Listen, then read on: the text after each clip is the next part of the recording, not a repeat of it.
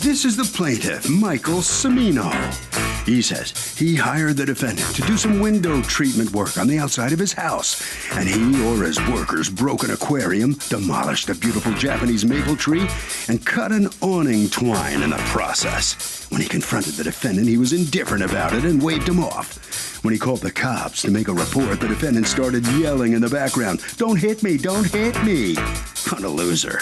He's out $268 in damages, and that's what he's suing for today.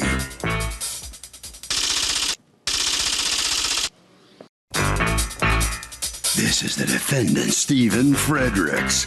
He says the plaintiff's the one who's out of control because the guy actually physically assaulted him over this.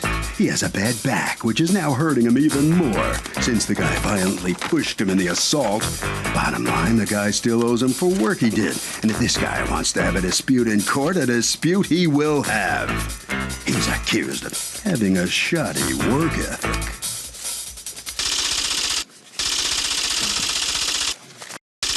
The defendant has filed a countersuit for $133.75 for work done.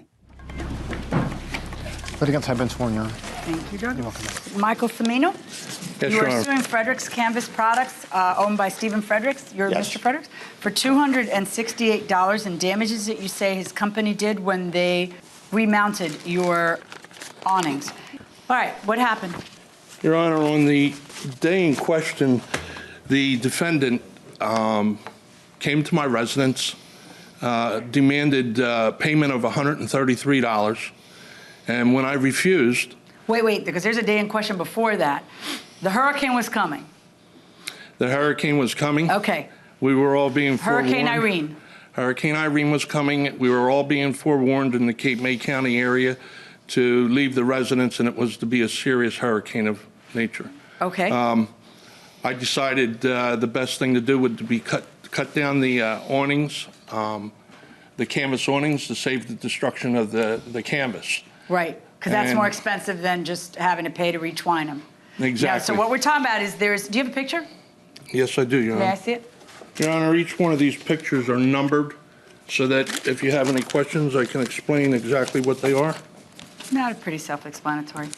So, so you have a big awning over the porch, and then two awnings over the two windows on each side of the porch. Yes, Your Honor. And so you cut through the twine to take down the awning so the fabric itself doesn't get damaged in the hurricane. Yes, Your And how did you guys fare in the hurricane?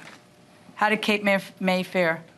Rather well, Your Honor. I guess leaving town and preparing for the hurricane was a better part of valor. Okay, so now you come home and now you need to have them retwined back onto the metal frame. Exactly, So Your you Honor. call him to do that, and you folks agree on a price of $133.75. Yes, Your Honor. And so he leaves you a bill of $133.75. And did you find that to be fair or unfair? I found out to be more than fair. Okay, but when you come home, you're upset because you noticed some damage. Tell me about that. As I walked up the steps, I noticed my Japanese red maple, located directly to the right facing the house, was split practically down the middle, the main branch of the crown of the Japanese red maple, which actually makes the entire tree. Okay, this is the Japanese red maple. Yes, ma'am. And I have the branch that the defendant broke off, and you'll see that the base of this branch would fit exactly to the picture as the picture depicts. Okay, so he broke a branch. This branch. Well, these particular trees have a crown, as you would see in the other picture of other Japanese red maples, and they crown over the top and fall. By crown, you mean that it's nice and full? And- okay. and falls over. But there's lots of branches. I mean, that's the branch that This was the main branch. All right, so you're upset about that, but that wasn't the only damage. According to you, there was an aquarium? Yes, you have the pictures of the aquarium that was broken just under the window. Underneath a tree? Hold on, excuse you. I'm sorry, ma'am. So what damage did they do to the aquarium? They either put the ladder through it, dropped the tool on it, but they smashed the top of it through. Oh, I see, the smash top. All right, and then I talked to him on the phone. That's when the dispute started. what happened on the phone? He said to me, well, you owe me $133.75. I said, Steve, I'm not paying that.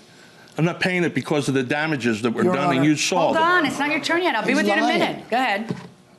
Go on. Don't look at each other. No. Let me tell you what doesn't happen. We don't play quienes más macho. You want to know who's more macho? Me. Okay. Don't stare each other down in my courtroom. The time for that has passed. Okay. Go ahead.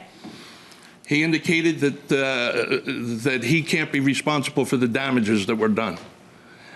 And I said... He comes to your place and says what? No, that was on the phone. Okay. Then 5 minutes later, he showed up at my house. And what happened? I answered the front door. He's standing on the bottom step. He said, "You're going to pay me my money?" And I said, "No."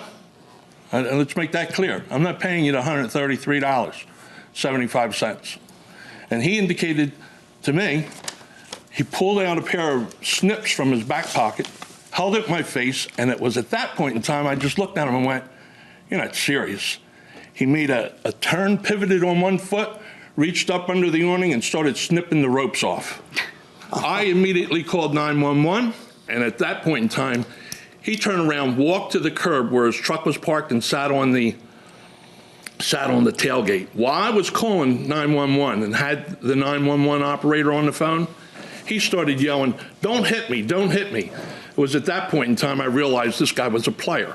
So the policeman arrived, and he first talked to Mr. Frederick, and he showed Mr. Frederick the pliers that he used to cut the twine. He told the policeman, quote unquote, he also punched me right here in the face. Okay. I said, "Okay." Did you? No. Okay. Then the officer came in, spoke to me, and advised me that if I wanted to, I could sign criminal complaints. And I thought that taking this to the small claims court and ironing out the financial issue as opposed to the criminal issue would be best. I would be best served that way. Okay. What happened? Did you take a scissor and start cutting down the twine when he said he wasn't going to pay you $133? Yes, I did, in short, you know. I knock on his door, and he answers the door, and he goes, "Oh, man, I don't want to deal with this." And I'm saying, "Listen, all I want to do is take my install down. I'll give you back your awnings, and I'll take and go get somebody else to put your awnings up. That's all. I'm not taking your awnings." Did you cut the twine on all three? No, that's when he pushed me and slapped me in the face. Like, pushed you? Yeah, he pushed me because I was underneath the awning, like cutting the ropes like this. Oh, pushed you when you were And he was up on the porch, and he pushed me like that, and I got like a back operation with 4 pins, and it twisted me, and that's why I was saying about the pain I had for the past couple of days. But I've been in pain for years. Have you been to a doctor? Nah, because it's been ongoing for like, it's chronic pain, so I just deal with it. Yeah, so. And he's an older gentleman. I don't want to sound like an old guy beat me up, you know? Okay. So.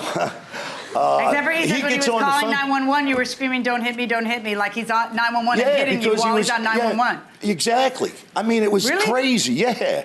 It was like he's leaning over the rail and pushing me to stop cutting the ropes, you know? And then I went to my truck, I sat down on the tailgate and called the cops for the assault. Okay, so now the cops come, and how are the cops treating this? Did they threaten to arrest anybody? Did they say to you that I didn't want to do no press charges, I told him. You know, I wasn't physically damaged as far as blood coming out of me or anything like that. You know, okay, did the police officer confront you on cutting down the twine?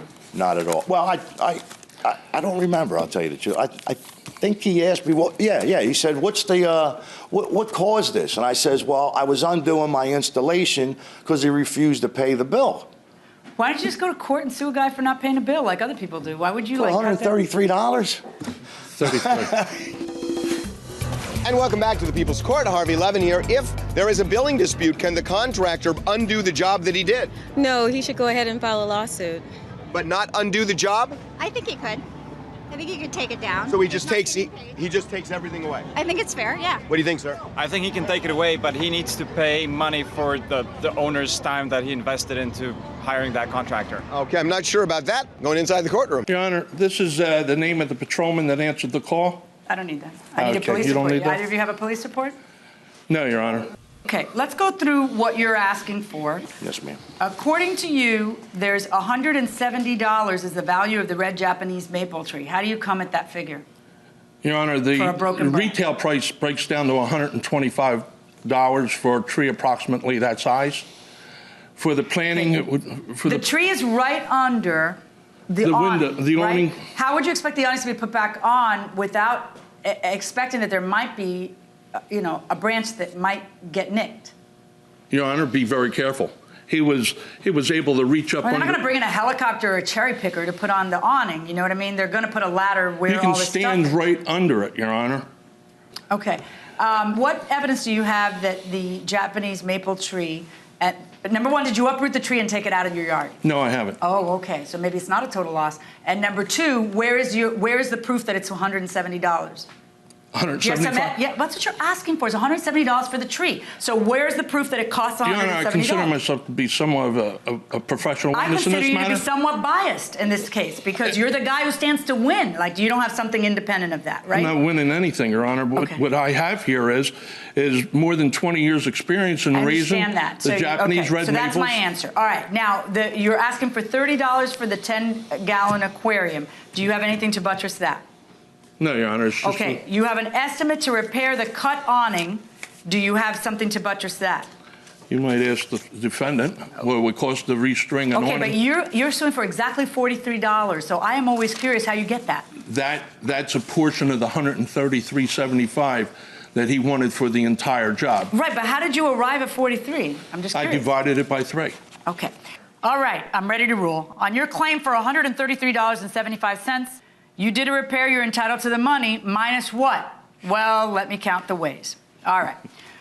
You say minus $170 for a red Japanese maple tree that you say is ruined. I think that the best evidence of whether or not it's ruined and a total loss like this is you, the expert on red Japanese maple trees. Because if it was a total loss, it would have been ripped out by you, and it wasn't. So I don't believe it's a total loss any more than you believe it's a total loss. I believe it's a broken branch, okay?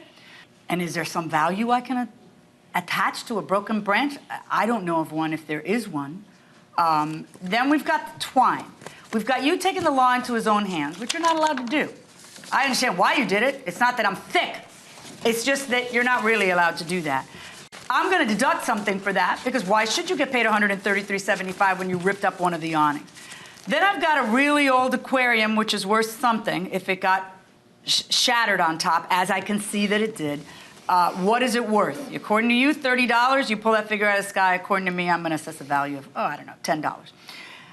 The $43, which I think is a fair estimate of what it cost to twine that side, plus a $10 would mean $53.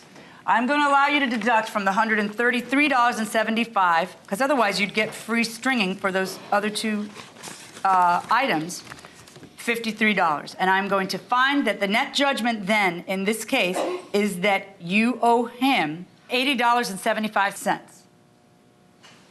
Your Honor. Verdict, now we're done. Verdict for the defendant in the amount of $80.75. Thank you, Your Honor. All right, see what the plaintiff has to say about the outcome of this case. Surprised, huh? No, I wasn't at all surprised that it went that way. The judge obviously tried to do the fairest thing, and in truth, the other two awnings that weren't touched, I should have to pay for. Mm-hmm. The work was done, but the fact is that the damage was done, and he was held responsible for it. Did you try to rough him up a little bit there during that? That's a complete fabrication. I've never, if it weren't for perjury, he wouldn't have had anything to say in the courtroom today. Okay, all right. Right around the corner, your documents are waiting to wrap up this case. And so here he comes in. You didn't want to make it seem... Well, you win. All right, so how you feeling about that? I'm sorry it had to come to this, but, there's some guys that it's a matter of principle. It's not the amount. And him signing... How would you characterize that customer there? Crazy. I don't know, like weird kind of guy. Like, you knock on somebody's door, you don't know them, and they're kind of like, when you walk up to them, you get a feeling like, man, I don't even want to go in the house, that type of thing. Yeah, but according to you, he kind of, I didn't go back. He beat on you. Yeah, well, when I was standing there on the side, he pushed me in the face and twisted my back. He beat on you? Yeah. All right. And he's an ex-cop, so he might have some, movements that he knows. Right? Harvey? If somebody comes onto your property and there's some kind of a dispute, a building dispute or whatnot, and you're not satisfied with what they're doing, take pictures and video. That makes all the difference in the world. And that will do it for this case. Litigants for the next case on the way into the courtroom right now.